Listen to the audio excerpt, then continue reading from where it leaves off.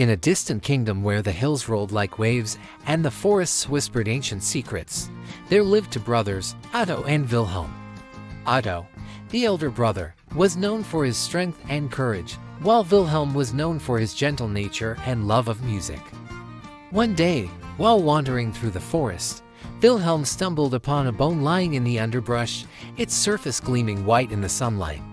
Intrigued, he picked it up and blew gently across its surface, producing a haunting melody that echoed through the trees.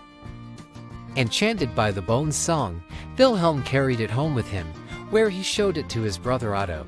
But instead of sharing in Wilhelm's wonder, Otto's eyes filled with envy and greed.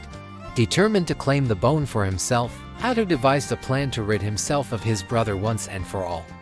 Under the guise of a friendly hunt, he lured Wilhelm deep into the forest, where he struck him down with a blow to the head and buried his body beneath the leaves and branches.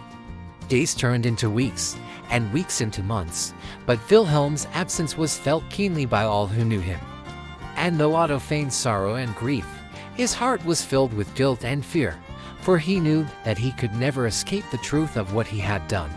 But then, one evening, as Otto sat alone in his chambers, he heard a haunting melody drifting through the window, carried on the breeze like a whispered promise. And as he listened, his blood ran cold, for he recognized the tune as the same melody that had once emanated from the bone his brother had found.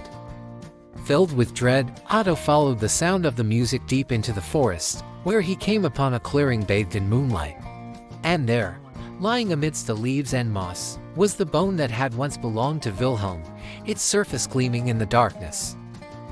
Trembling with fear, Otto reached out to touch the bone, but as his fingers brushed against its surface, a voice echoed through the night, the voice of Wilhelm, speaking from beyond the grave.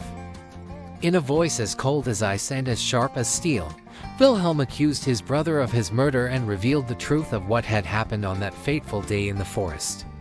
And as Otto listened in horror, he knew that he could never escape the consequences of his actions.